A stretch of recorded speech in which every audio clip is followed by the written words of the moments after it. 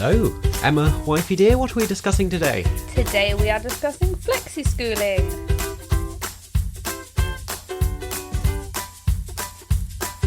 This episode is called Part-Time Schooling.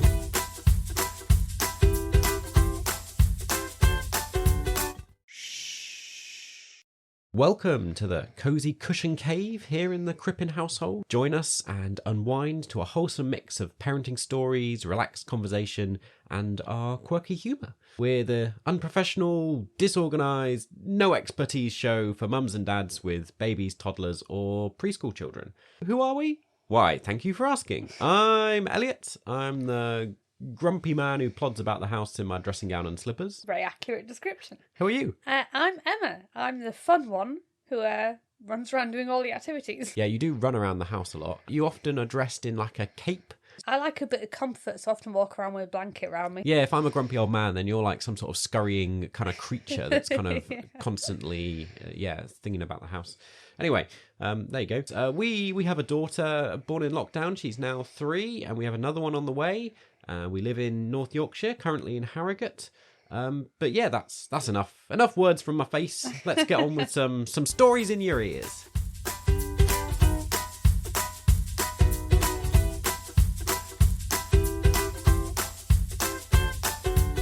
Ba-ding-a-ding-ding! Ring, pudding! We all hear that noise, and it means one thing. It's parenting achievement time. So this is always a bit where we like to do a funny parenting story. It's not normally an actual achievement.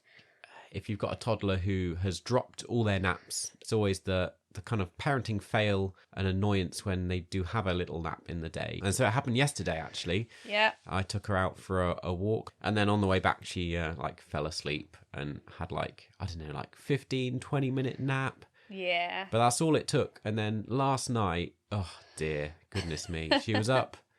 I was putting her to bed, and she was up till, 9:30, probably getting towards 10. Yeah. And she just kept being like, I'm not tired. I don't want to go to bed. I want to play. I was like, you had 20-minute nap. 20 minutes. And you're up and people know Lily, she actually quite likes her bed. She normally goes down at 7 fairly okay. Apparently Goodness me. 20 minutes adds 2 hours at least. At least. To her bedtime. Yeah. And at the time I was like, well, we've had a busy day. I'm yeah, sure we maybe can cope she'll with need just a little bit. We always justify it to ourselves. And I was exhausted. And the worst one is when you're coming back from somewhere in the car and it's I can't. Because you're like, well, what? I can't wake them up. You can't get you just can't do anything, especially on a hot day. Those terrible danger naps. Yep. What can you do? So let us know if you have a similar thing happening. If you've reached this level of parenting with your toddler, what's the shortest nap you've had that's resulted in the longest staying up at night. It is ridiculous. It shouldn't. Well, it doesn't make any sense. Doesn't make any sense. How could you sleep for 10 minutes and then that means you got 2 hours extra energy at night? Just what? Goodness. It's incredible, really. Yeah. You're like, the amount of sleep she needs per energy must be minute. So get in touch. We'd love to hear your stories if this is relatable, if you have a similar thing, or if it's completely opposite. If you think we're stupid and this doesn't make sense. If you're my sister in France, Becky, she cannot relate. No. Because her children are super sleepers. They sleep 3-hour naps and then they still sleep all night. I should be kind, but she told me this morning her new baby, which is about 2 months, slept 7 hours through the night last night. And there's someone, I want to be supportive. This is just the bitterness in me. Just don't tell me. I don't want this. Just don't tell me. I don't like the sound of this. Just rubbing it in. Hate it. You can be gone, Becky. I don't want this sort of conversation. We know she likes to listen to the podcast. This is for you, Becky. Yeah. We don't want to know how good your life is. Thank you. Thank you very much. Right. Well, stay tuned to the end of this episode to hear some other parenting stories, parenting achievements and fails from listeners, things that people have sent in.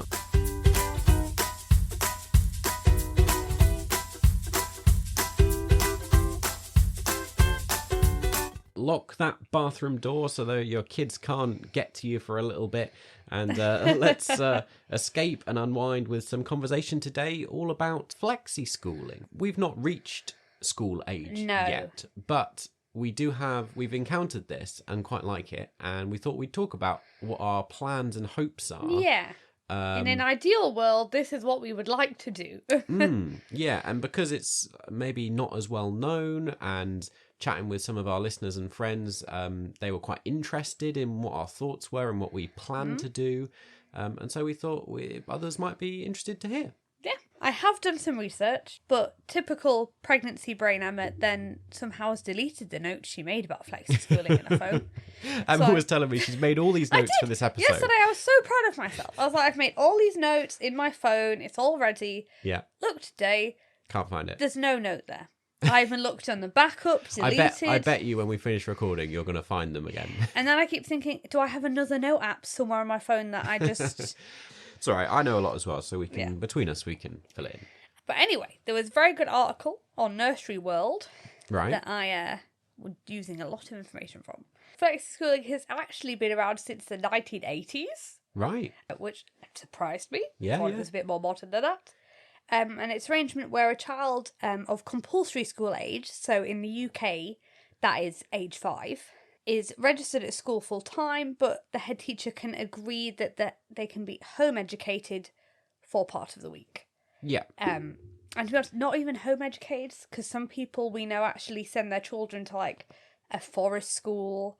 Or do some other we can form get of into that, but effectively it is doing school education for part of the week and home education for home education is maybe not the right word, but parent I don't know what the right word is, but even if you homeschool, you could send your kid to a different type of education setting. It just means the parents are in charge of looking after the education for that part. No, there's no standard practice with flexi-schooling in the sense that it's all case by case basis arranged with the school and the head teacher.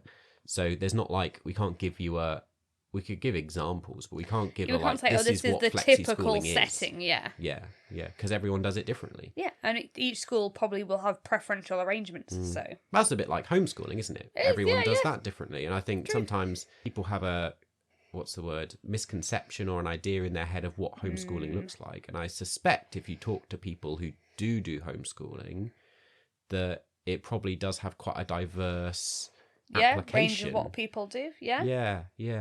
I mean, I don't think we actually know anyone who does homeschooling, do we? No, I don't know anyone who does. I know people who do part-time or flexi-schooling, but I don't know anyone who does full-time homeschooling. Interesting. Flexi-schooling kicks in from 5. Yeah. But we might also want to talk about the other part of it, which isn't technically flexi-schooling, which is before 5, because obviously in the UK, you go to school from the September the year you turn 5. Yes, yeah. So when a lot of kids are 4. And at that point, you can also do this. It's just not called flexi-schooling because it's before compulsory school age. It often can be called part-time. Yeah.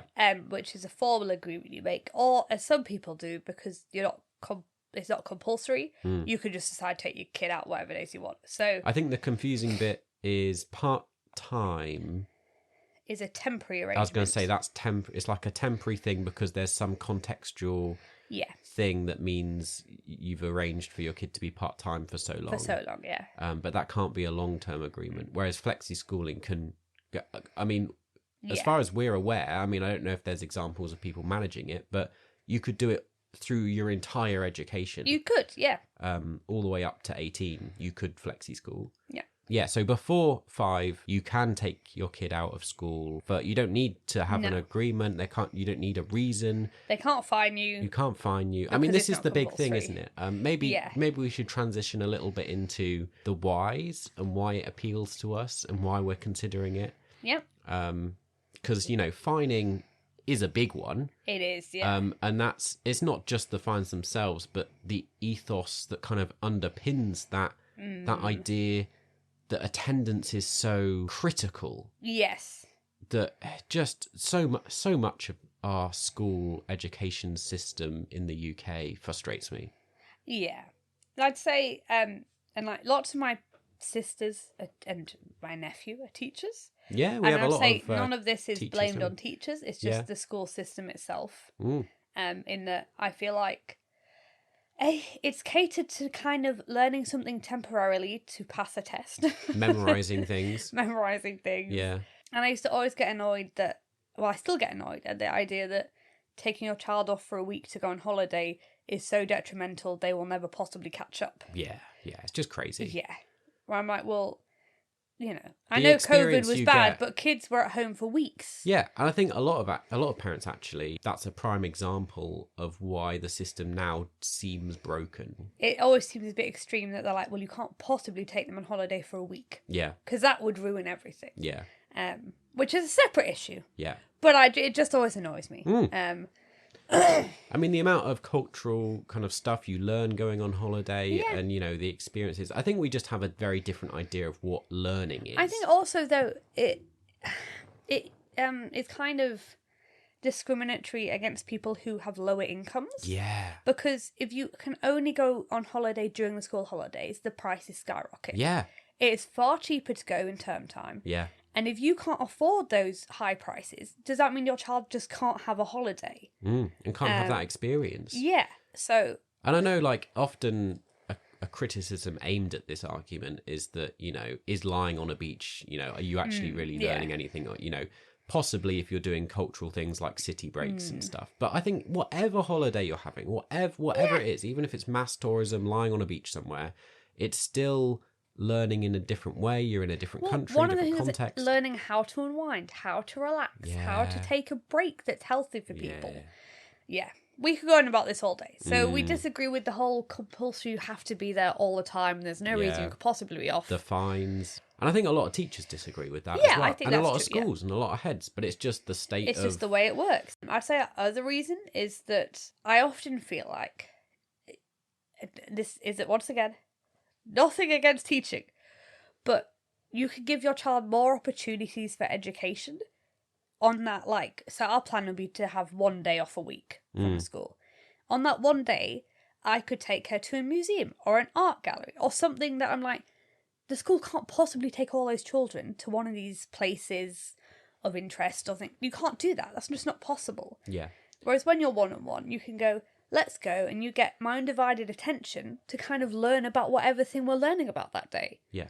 So, I mean, we've flipped here from the kind of being negative and critical of the education system to looking at, well, what are the positives actually of being out of school and doing other stuff? And I think a lot of this ties into a previous episode we did on Montessori and creative play styles. And we were talking there about younger children with kind of nursery and things. But it applies very much to this age as well about, learning through play and learning through being creative. And we're all about that, really. Yeah. And I think, the ethos of whatever she was called, Mrs. Montessori or whatever. Maria Montessori, I think. Yeah. She was all about saying that, children inherently know how to learn. You just give them... And are curious, Yeah, which they're is curious. So you give them the opportunity to explore the world in all sorts of ways, and they will learn stuff.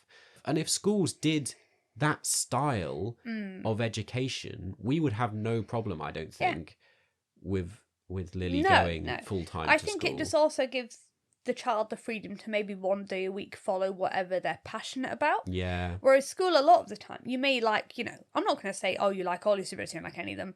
You like some more than others. But one day a week, if you can go, oh, I really like, I don't know, whatever artist or whatever thing I'm interested in. And that one day you can focus on that actual passion. I think that's really nice for children. Rather than going, we've got to sit in something you don't enjoy again. And as you've said, I think it's a given, really, that if you have one-to-one tuition, a lot of kids, maybe you may have less experience of this, but in my wealthy southern upbringing, I know a lot of kids that had, private tuition one-to-one with other people to boost their grades and help them learn. And that's kind of, even with teachers at school, a lot of teachers give private outside school one-to-one tuition. Which is true. An income booster or whatever. Yeah.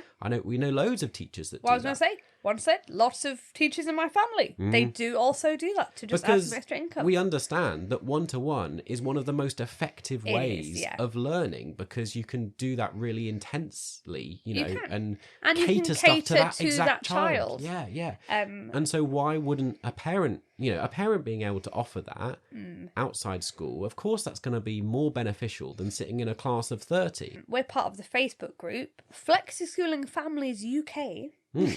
Highly recommend it. If you're interested or curious or want to know how to do it. So a lot of parents have said, like, it's sometimes because their children, school's just a very stressful environment, and having one day off a week or two just enables them to kind of process a lot of those emotions to do with stress and just have a better overall experience of school, so they're not kind of dreading going.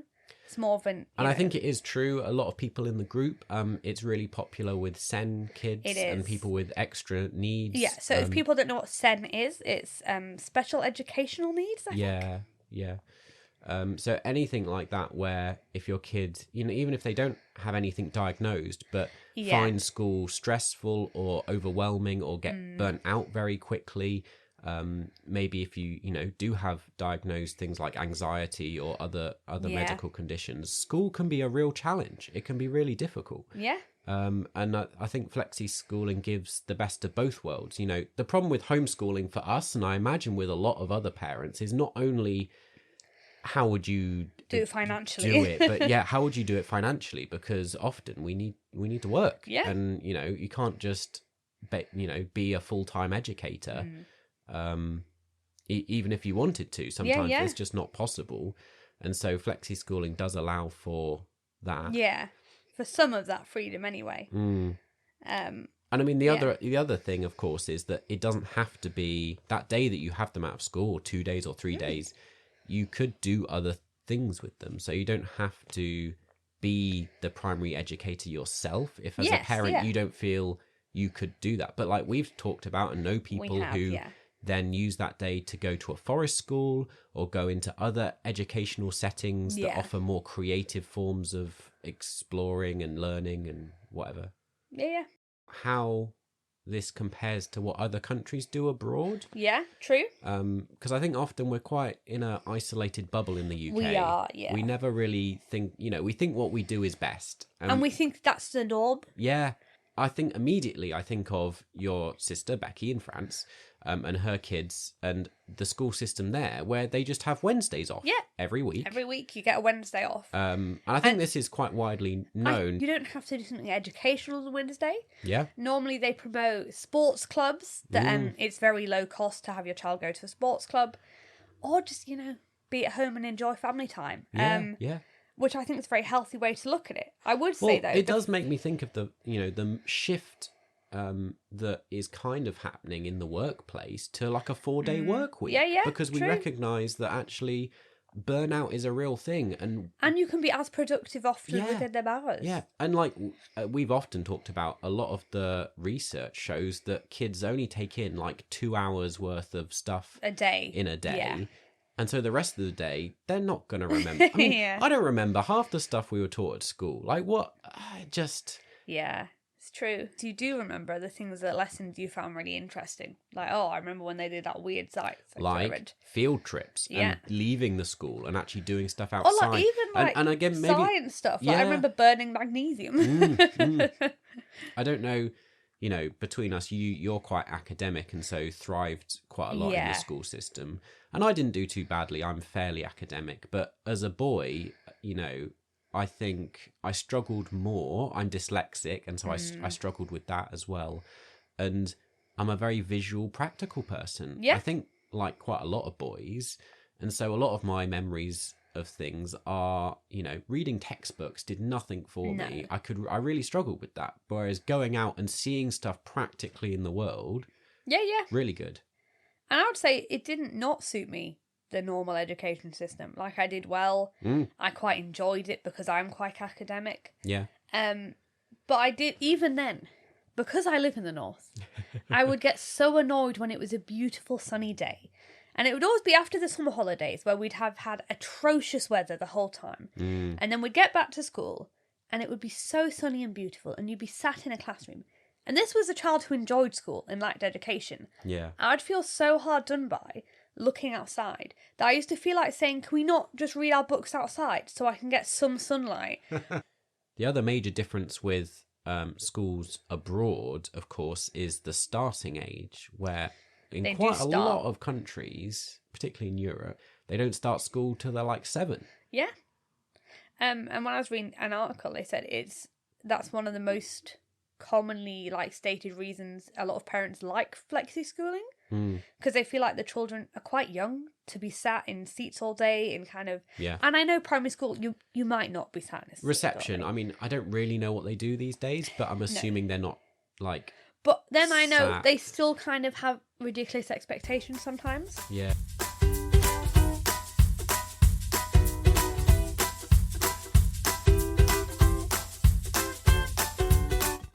Shall we dig into kind of what our plans are then for Lily? We've kind of gone around the reasoning and what it is, but actually thinking about the scenario that we're in and what we would like to do and what that might look like. So Lily is 3. Yep. So in a normal scenario, she would be starting school next September. Yes. For us. So we've got like a year. I to work out what we're doing. Don't know when you're listening to this. Could be any time, but it's September when we're recording. So we have a year to work out what we're doing. But of course, she doesn't turn 5 until the following, early summer. Yeah. So we have quite a lot of time before she hits compulsory school age. Yeah. So actually, before we even consider flexi-schooling, we need to think about what we're doing at the start of school. Yes, yeah. And there's a few options really here. One thing we haven't talked about yet, which is an option, is the deferring a year. Yeah. If you have a summer-born baby, you can opt to defer so they don't start until the following year. Yeah. I don't know much about that. Do you know much about that? I'm iffy about it because I feel like then she's almost a year behind. She will be in a lower year group. I mean, I can understand, say they're born 31st of August, whatever. Yeah. Then literally they will be a day older than some of the people in their classes. So it's an arbitrary line in the sand, 1st of September. So to some extent, we're not talking about that. But yeah, I don't know. I'm not sure about, because effectively you're holding her back a year. Yes, yeah. But then I do like the freedom of having an extra year. Yeah. It's just, for making friends and stuff, I don't know if deferring's the way I'd go. We're not sure about that option, really. I know it works for some people. But I think what people may not realise also is that funding for education, preschool education settings, is still available until they turn 5. It is, yes, yeah. So the other option we have is to basically have her still in nursery. Yep. And we have a friend who does that. Who's basically, you'd still need to enroll them at a school. Yes. But until they turn 5. Basically make an arrangement with the school that they're going to be in the nursery till whatever. Well, it's not even an arrangement. This is what's a bit strange about the... Well, yes, yeah. Basically, there is no compulsory thing for you to be at school until you are 5. But you would need to be registered at a school so that once they turn 5... Yeah. But then you can basically say, well, she's not going to be there. Yes, yeah. Because for this point, yeah. You have a place, but we're not taking it up. Instead, we're going to send her somewhere else. Yeah, Or you could, of course, homeschool or do whatever. Yeah, so true. I'm wondering about whether we basically keep our same pattern of nursery. Yeah. I wouldn't be against doing that. She really likes nursery. Lily currently does 3 days at nursery. Yeah. And we could just keep going with that. Yeah. Until she turns 5. It's true. And do the other 2 days at home like we do at the moment. Or the other option, there's so many different ways you could do it, isn't there? Is instead of nursery, she does school. So we start school, basically say, we're going to take her out of school for 2 days a week. Yeah. Which is my preferred option. I think that's my preferred option. I almost feel like if you got in there early enough and you explained it, you could almost prove that it works as a system. So by the time you have to agree flexi-schooling, you could say, look, we've done this for a year. Yeah. And it hasn't impacted her. She's not Yeah. fallen behind. Yeah. This shows that this works. Yeah. And this is a frustration for me, but I kind of understand it, that so much of what we see in the Facebook group is mums and dads who, you need to play the system a little bit to convince the head teacher that this is a good idea. Yeah, exactly. Because they won't, it's not that well known. They won't immediately And a lot of them know don't. that you can do it. So a lot of the head teachers don't know that it's their decision. Yeah. They often go, oh, well, I need to ask the governors or they'll say the council. We don't do that here. We don't have a policy. And it's like, that's not a thing. No, you won't do that here, but you can agree it. Case by case, you can agree to this. And you need to be like, it's up to you. You don't need to consult anybody else. Nope. Yeah. Because it's the head teacher's decision. But you do need to convince the head teacher that it's a good idea. Exactly. And so possibly by being in school and having them out 2 days a week, you can combat some of their fears early on. And it's ridiculous what we've seen head teachers come out with. Yeah, so what we've seen on the group, there's some teachers said they'll fall behind.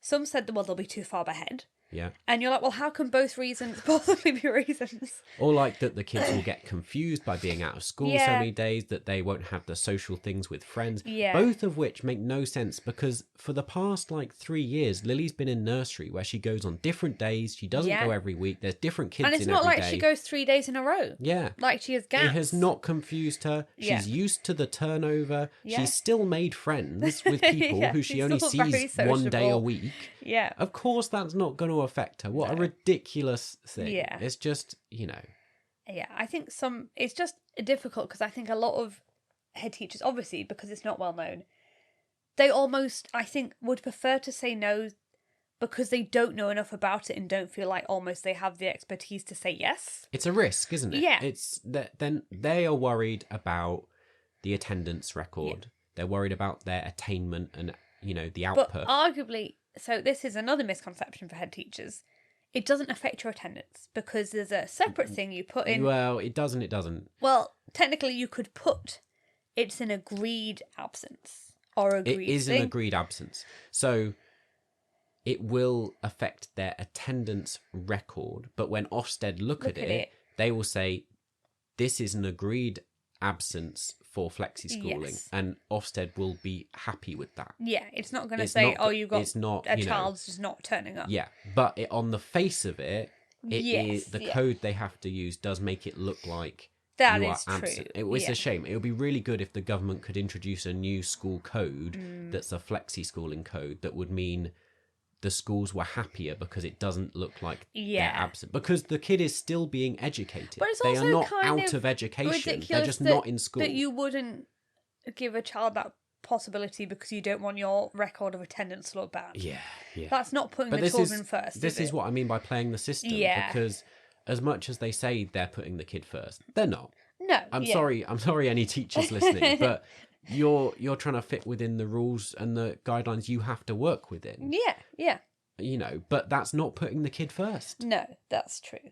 Yeah. And saying that full-time education in a school will be better. Will be the best thing for every child. That is clearly nonsense. No. And I also think that the child will get to an age, so Lily will get to an age where if she wants to go full-time school, she could say to us, I actually really enjoy school. I'm not opposed I want to to that go at all. with my friends every day, and then we'd go, fine. Yeah. If that's the decision you've come to, that's great. You've made that decision.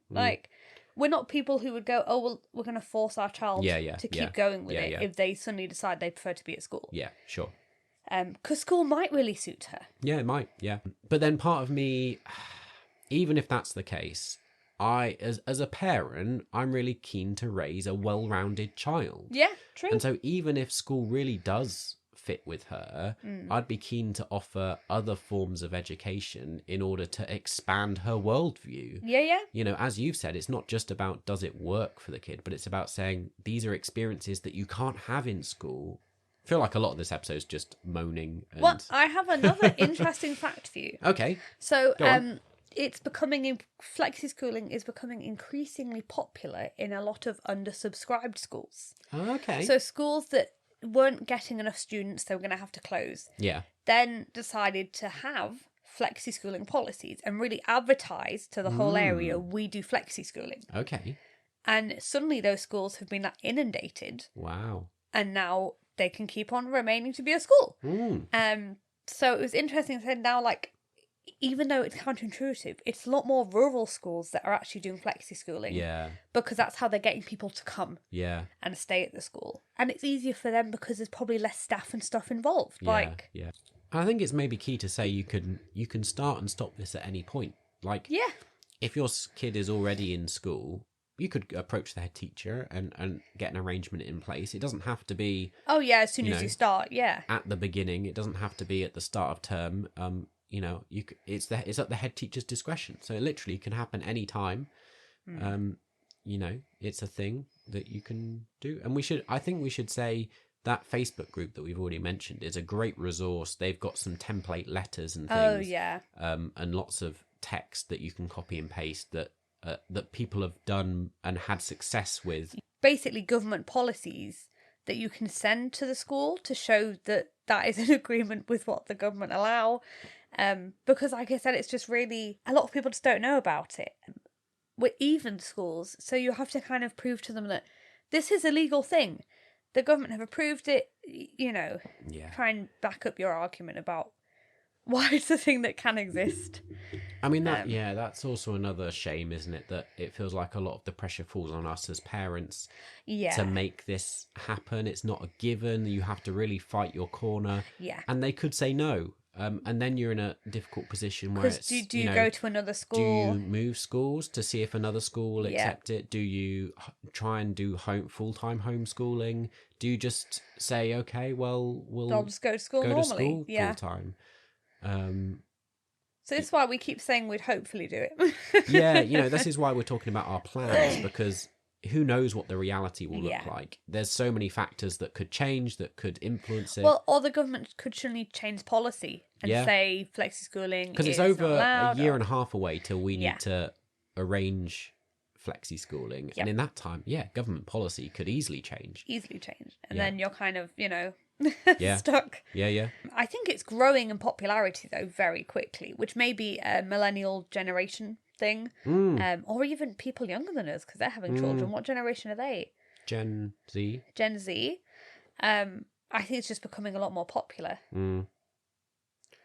Yeah, I think it's very similar to so many institutions and all sorts of things. We often have difficult conversations and criticisms of the NHS and other big things. It's the same thing with us for the church as well, a big institution, but so many of them are kind of like stuck in the past and they need massive overhauls. And I'd say with all of them, it's often sad because they have really good people working in them who are just stuck in the system rather than being able to do kind of what they'd be passionate about. Because I know loads of good teachers that are fantastic teachers, but they are stuck with the curriculum and what they have to do. And, I mean, that's something we haven't really mentioned as well, the curriculum, which is another one where it's like, well, they have to follow the curriculum. And what if we as parents don't not agree, but, want a broader curriculum? Yeah, it just often limits you. So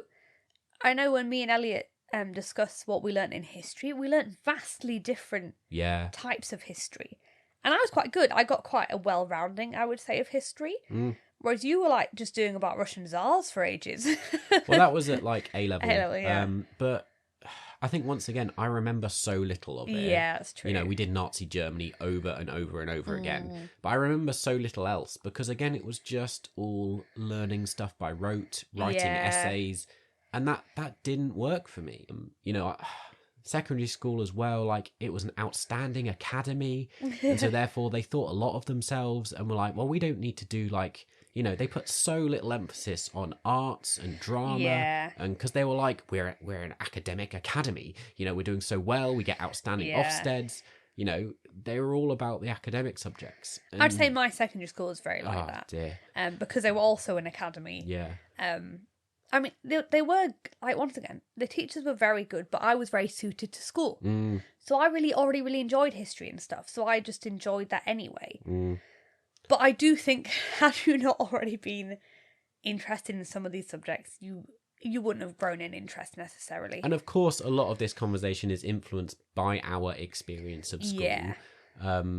Because, you know, that's our touchstone of what it looks like and whether we would want Lily to have the same experience. Of course, things have probably changed since we were at school. Yeah. But going by people we talk to about the cultural context, it seems like things have changed in the wrong direction. Yeah. Things feel like they've got worse, not better. I would say it's hard though, because some people's schools do seem excellent. Okay. But I would say as a general rule, they do seem to be few and far between.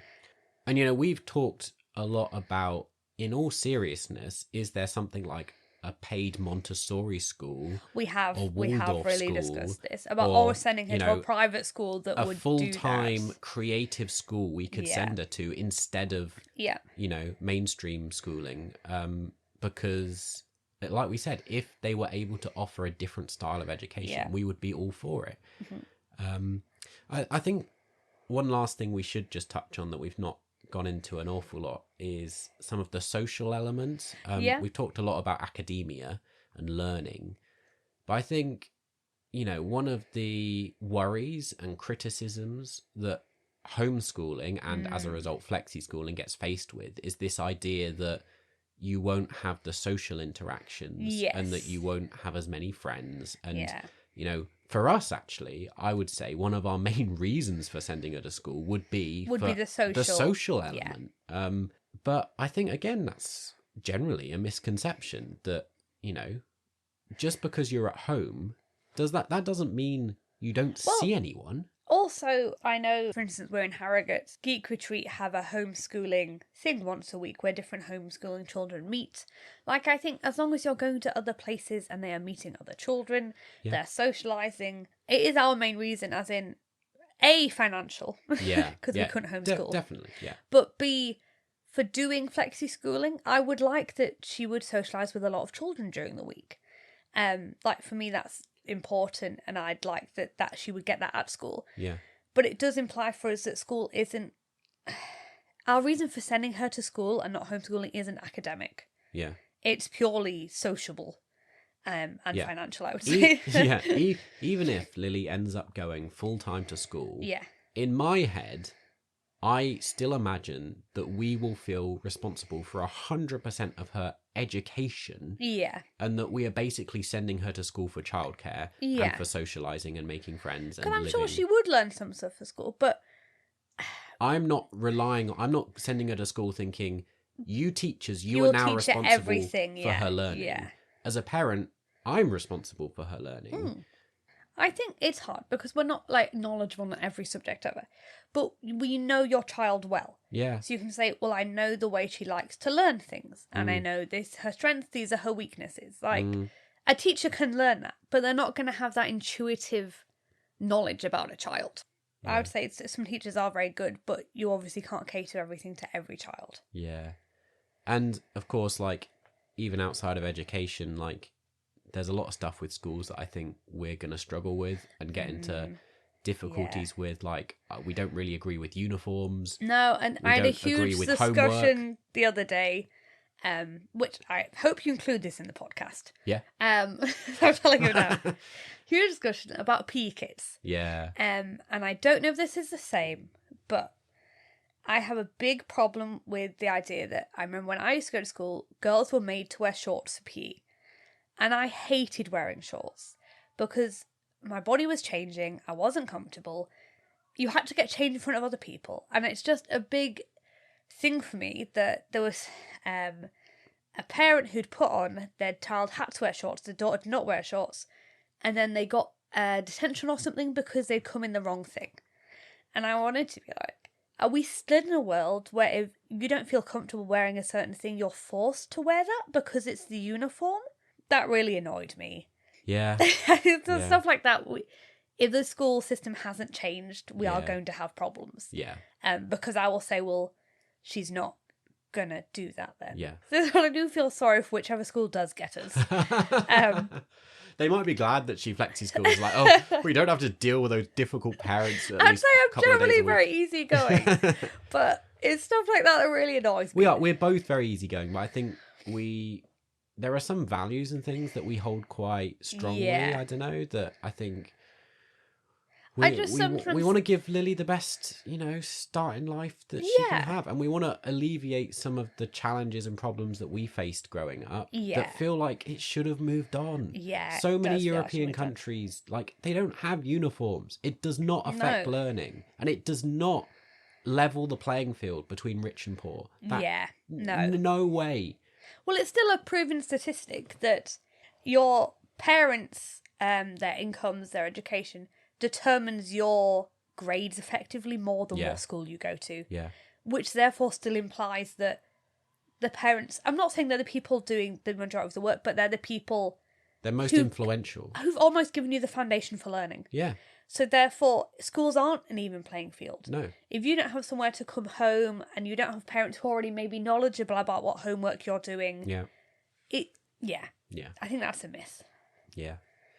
I have another note about PE. Oh, yeah, okay. That they were saying about how, like, some girls have really bad periods and they send in a note, and some PE teachers refuse to go, well, period's not that bad, you still be doing PE. And I'm like, once again, disagree with that. I mean, I would go as far as to say they should just stay at home. Like, No, I don't see a problem with, if you're in pain, you're not going to learn anything at school. But I was just go like, home. I understand for some people, periods are very mild. Not that bad. Other people, periods are very bad. Yeah. And I think for, like, a member of staff to go, well, it's fine. Periods a normal thing, just get on with it. Completely just takes away from the fact that a child is like, well, no, it's not. It comes back to that idea that if you miss even an hour of school, that somehow that's detrimental, that you will lose learning that you could have learned elsewhere. And I know a big challenge with, for example, in the very early years when they start school, one of the things they come back with and say, well, if you miss a day of school, that's really bad because, we teach phonics and things, and that's really key to their learning. Well, I mean, you're a linguist, and we can do phonics at home. But also, we don't really agree that phonics is a good way to learn. I think it does for some children. Okay. But I would say, so I do try with Lily with phonics, but I also would say a huge thing to get children, talking and reading is just reading books. Because the more words you come across, because let's face it, a lot of English words do not follow the pattern you would think they would. Yeah. Because we're a language that's just been... We're basically a mongrel language. We've had loads of other languages go into us. We have more words that break the rules and break grammatical rules than we do that follow. Phonics can be really useful, but I would say it's not something you should say phonics is the only thing you should be doing to help language skills. It needs to be in conjunction with, you need to be reading books and encountering lots of different words so the child has just a bigger breadth of knowledge and vocab. One-to-one conversation, like the fact that if she was at home, I could be chatting with her all day long and she's learning language. I could be introducing her to new words. If she's sat in a classroom at a desk, not talking to anyone. Yeah. Because you've got to be quiet. How is that helping her language? Yeah. Just, So, we have lots of diversities about lots of things. But, that's because the school curriculum is very rigid. Yeah. And once again, it's understandable because you have to teach 30 kids something. You're going to go for what is the easiest system they believe or the government believes is going to teach them these things. And again, it's just outdated because the assumption is that this is the best way in terms of mass education to get people ready for the workplace and get ready to be adults. And it's like, but that's not true anymore. Society's moved on. We work from home. We do not wear uniforms to work. No, it's true. We work on computers. Like, the way we work and earn money. And I would say most jobs, unless you're in, like, say, a post office worker or, I don't know, army, nurse, most jobs don't have uniforms nowadays, realistically. What you need to be exposed to and learn and, understand, I think is, it's very different. But equally, you do not need to know any of that when you are 4. Why do you need to learn how to sit at a desk when you're 4? Especially for a lot of little boys, it almost gives them the thing that they're naughty. Yeah. and then they think they're naughty, and then they think they don't like school, and you've already lost them. Yeah. They've already established they don't like school, Yeah. and it's not for them at such an early age because they're too young and they're too lively to enjoy any of that. Yeah. If you're sat at a desk. So it's basically a good old complaint. I was going to say, it's been a big old rambly moan. And I hope it's been, I hope we touched on everything we wanted to touch on and explain. I think we've explained what it is. Yeah, I think we've explained in depth why we're not happy with the education system. Hopefully we've explained enough about why the positives.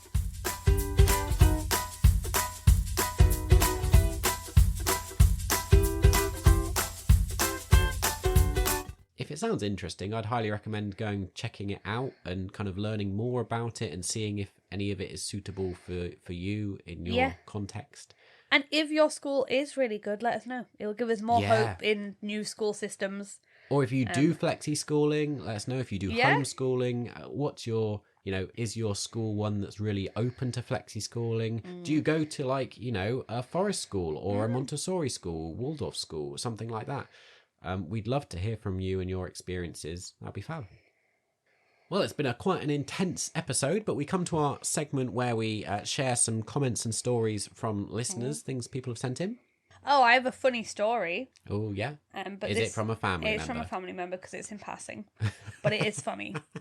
It's about starting school, so it all fits in. Okay. You'll all be aware, my sister in France, Becky, so her youngest, well, not youngest anymore because they have Elliot, but her youngest boy, Isaac, just started school because in France you start quite early. I was going to say we should probably clarify, in France, again, very different system. They start when they start the year they turn 4 instead of the year they turn 5. So that means for some kids they've just turned 3. Yeah. So Isaac is 3. 3.5. Yeah. And he started school yesterday. Yeah. He's really enjoyed it. But it's hilarious. He came home and then he went, "Oh, so it's holidays now." And she went, "What do you mean is it holidays?" So he's like, "Well, I've done school. I've done it." And she was like, "It's not like a tick box where you go 4 days and then you get holiday. I like that. You have to go continuously."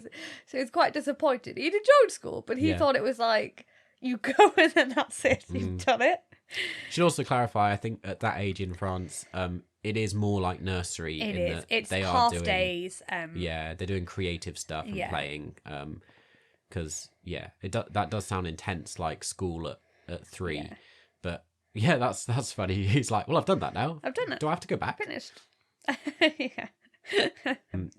I was asking on Instagram what tantrums their toddlers had recently, and one of them was, "I sliced an apple and the slices were too small." Oh dear. That's what kids are like, aren't they? You can have meltdowns over I nothing. can't remember which one, but one of my sister's children, I don't know which sister, once had a tantrum because he couldn't fit 2 of his feet in a box.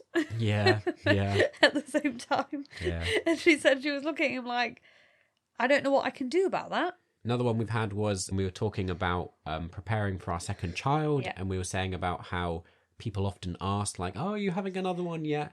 And like kind of inappropriate things people are, saying to you. And I was asking, what inappropriate questions have people asked? Don't you think you're lucky? Your baby seems so easy. And it's like, people only see like the best parts, don't they? They don't know what it's like all the time, and go, "Oh, you've got such an easy baby," and it's like, I wish.